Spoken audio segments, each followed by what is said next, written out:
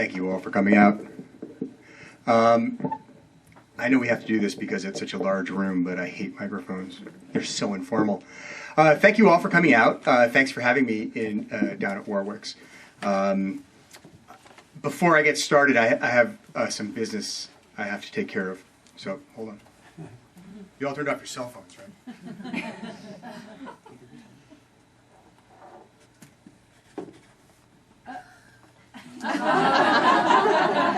Everyone smile. Okay. You are now all going to be on Facebook later tonight. This is a little joke that I started with my publisher back in June of 2008 when the hardcover version of Racing in the Rain came out. I was very concerned that my publisher knew that people were actually showing up to events.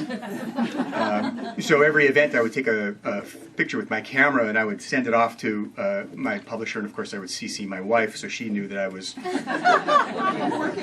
yeah, I was actually working. And it was kind of a funny thing, and I did it, you know, for the first few readings that I did, and then I stopped because I thought I think they get the impression people are showing up. And I just saw Jim Jordan, so he distracted me. People are showing up, and so I didn't send a picture at an event that I went to, and the next day I got a phone call from my publisher saying, "But Garth, where's the photo?" So now every single event I ever go to, I take a photo of and I email it to my publisher so that he knows people show up. That was the first item of business. The second item, this is my famous blue book. This is my famous blue book. This has my mailing list in it, and if you would like to be on my mailing list, you can. Just put your email in here. I won't sell it. I won't do anything with it, but every other month I'll send out a newsletter that has some interesting tidbits of information. For instance, did you know that we just recently sold the rights in Serbia? Right? I mean, that's something good to know. You can impress your friends. And also, you know, there's always a contest in there, and you can win a GoEnzo.com hat. Yes, my life has been reduced to GoEnzo.com hats that say, "That which you manifest is before you." I never would have imagined, as when I wanted to become a literary writer, that my life would come to this, but it has, and let's just embrace it.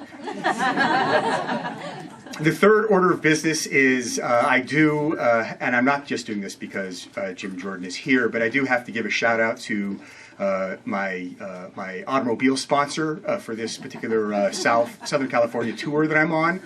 When some friends of mine knew that I was coming down to SoCal, the fellows at Mazda immediately got on the phone and said, "Well, you got to drive one of our cars." And so I've been outfitted in a sporting little red RX-8 for my trip down here, and I have to say it's got all tricked out. It's got the satellite radio and everything. So Mazda has been really generous with me, and I very much appreciate that. So they're a great company, and when I was a club racer and raced Mazda Miata, they really are a tremendous supporter of club racing as well. And finally, the last bit of business before we actually get started here is a little lecture that I give at every reading I do, and so I have to do it here as well. It's brief, don't worry, it won't hurt. You look like you're nervous. It's okay. My job as a writer is not just to write books. My job as a writer is to get people to read books. An unread book, for me, I believe, is worthless. It's just a very colorful doorstop. So until someone picks it up and reads it and has the dialogue, which a book is supposed to be, my job isn't done. In order to get my books into the hands of readers, I can't do it all myself. I have to depend on a couple of partners. And I just want to recognize them. Those partners are community libraries and independent booksellers. These are people who are doing their jobs because of the love of the written word. Trust me, it's not for the money. They're doing it because they love the writing, they love reading, they love conversation, they love dialogue about writing and reading. And they're very important to the fabrics of our communities. And I know that sometimes it's easy to go on the internet and do the one-click thing, and we can have basically everything delivered straight to our doorstep. But we have to realize that our communities need to remain vibrant places, places of dialogue, places of conversation, and that's what you get at a store like Warwick's. You get this conversation. You can come in here, you can say, can you recommend me a book? And someone's going to recommend you a book that he or she has read, not that they're just supposed to promote because, well, someone told them to do that. And so in this kind of a situation, you're getting an expert to help you, and it really is a value. And so I want to make sure that they remain parts of our communities. You know, we don't want to become insular. We always want to maintain a dialogue and have conversation, and we want to listen to other people. And we start here in independent bookstores, and we start at libraries. So if you can go to your local library fundraiser or help out in any way, volunteer, donate books, whatever it is you can do, please do that. And whenever it's at all possible, if you can take the extra few steps, and if you can pay the extra few cents perhaps to patronize your local independent bookseller, I really encourage you to do that, because if you lose this store, your community will become a very dark place, and we don't want that to happen. So, enough with the lecture. Gestures are all that I have. Sometimes they must be grand in nature. And while I occasionally step over the line and into the world of the melodramatic, it is what I must do in order to communicate clearly and effectively, in order to make my point understood without question. I have no words I can rely on because, much to my dismay, my tongue was designed long and flat and loose, and therefore is a horribly ineffective tool for pushing food around my mouth while chewing, and an even less effective tool for making clever and complicated polysyllabic sounds that can be linked together to form sentences. And that's why I'm here now, waiting for Denny to come home. He should be here soon, lying on the cool tiles of the kitchen floor in a puddle of my own urine. Okay, that's a laugh line.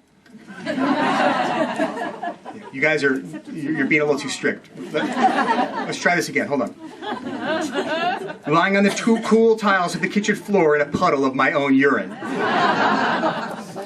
Thank you. I'm old, and while I'm very capable of getting older, that's not the way I want to go out. Shot full of pain medication and steroids to reduce the swelling of my joints, vision fogged with cataracts, puffy, plasticky packages of Doggy Depends stocked in the pantry. I'm sure Denny would get me one of those little wagons I've seen on the streets, the ones that cradle the hindquarters so a dog can drag his ass behind him when things start to fail. That's humiliating and degrading. I'm not sure if it's worse than dressing up a dog for Halloween, but it's close. He would do it out of love, of course. I'm sure he would keep me alive as long as he possibly could, my body deteriorating, disintegrating around me, dissolving until there's nothing left but my brain floating in a glass jar filled with clear liquid, my eyeballs drifting at the surface, and all sorts of cables and tubes feeding what remains. But I don't want to be kept alive, because I know what's next. I've seen it on TV. A documentary I saw about Mongolia, of all places. It was the best thing I've ever seen on television. Well, other than the 1993 Grand Prix of Europe, of course. The greatest automobile race of all time, in which Ayrton Senna proved himself to be a genius in the rain. After the 1993 Grand Prix, the best thing I've ever seen on TV is a documentary that explained everything to me, made it all clear, told the whole truth. When a dog is finished living his lifetimes as a dog, his next incarnation will be as a man. So that's how we begin our journey with Enzo. If you have not read the book, you may have deduced by now that Enzo is a dog, and he narrates and tells the story of he and his family. The first question I always get asked at a reading is, I'm going to ask it for you, because I know you're going to ask it. Where did the idea for this book come from? And it's an excellent question. You know, it's hard for a writer sometimes to trace the gestation of an idea because it comes from a lot of different places. You know, it's not just one crystal thing. But there are some signposts that I can point to when I started writing this book that maybe can shed some light on the process. I grew up in Seattle. I lived in New York for 18 years, and then in 2001 moved back to Seattle with my family, and that's where we live now. When I was living in New York, I made documentary films.